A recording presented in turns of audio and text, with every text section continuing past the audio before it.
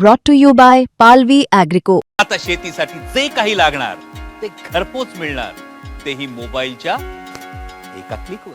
हे अध्यक्ष महोदय जे उत्तर आहे सरकारचं, हे शेतकऱ्यांच्या भावनेशी खेळणारं उत्तर आहे. ते उत्तरात चुकीचं दिलं अध्यक्ष महोदय. याबाबत जरा मंत्री महोदयांनी उत्तर छापायच्या आधी किंवा देण्याआधी थोडा परिस्थितीचा विचार करावा. नोंदणी उशिरा चालू करायची, खरेदी केंद्र उशिरा चालू करायची आणि नंतर खरेदी केंद्र चालू बारदाना नाही म्हणून परत खरेदी केंद्र बंद. सोयाबीन संदर्भात अध्यक्ष महोदय, सोयाबीन संदर्भात मागच्यापेक्षा 9% वाढ करून आपण जे मिनिमम सपोर्ट प्राइस आहे यावेळेस 5328 आहे आणि त्याच्या माध्यमातून कोणीही केंद्रावरील FAQचा माल असेल तर त्याला 5328 रुपये प्रमाणे खरेदी होत आहे. ती चालली आहे, लाखो टन खरेदी केली आहे. ठीक आहे, बोला.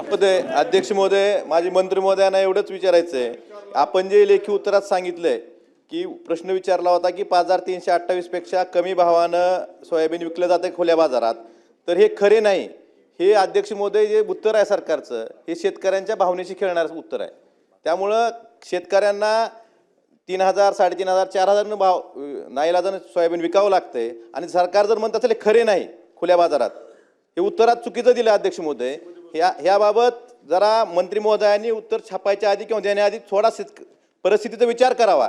जर तुम्ही 3,500-4,000 सोयाबीन विकून सुद्धा हे खरे नाही म्हणून खोटं बोलत असाल तरी फसवणूक कोणाची करताय अध्यक्ष महोदय. आणि दुसरा प्रश्न, मंत्री महोदयांनी आता सांगितलं की आम्ही 120 कोटीचा बारदाना ॲडव्हान्समध्ये खरेदी केला, तर मग धाराशिव जिल्ह्यातले 20 पैकी 12 केंद्र बारदानाअभावी का बंद आहेत ह्याचं उत्तर द्यावं.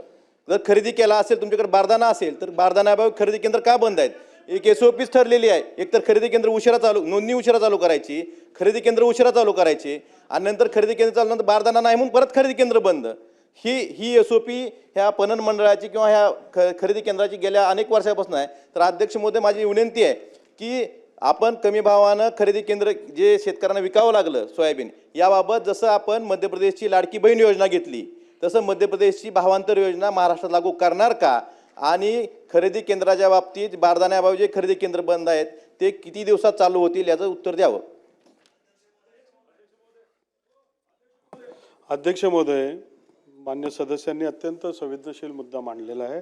त्याच्या माध्यमातून आपले मागच्यापेक्षा जवळपास 100 केंद्र, 50 केंद्र हे अधिकचे आपण उघडलेले आहेत आणि आपण यावेळेस सीझनच्या सुरुवातीपासून सप्टेंबरपासून झालेली आहे. अध्यक्ष महोदय, आपण पणन मंडळच्या माध्यमातून 120 कोटी रुपयाचा ॲडव्हान्स पेमेंट केला आणि बारदाना नाही एकही केंद्र आपण जर असं हायलाईट केलं त्याच्या नाही आपण याच्या बाबतीत स्पेसिफिक जर सांगितलं की हे केंद्र बारदानामुळे बंद आहे तर आपण त्याच्यावर कारवाई करू.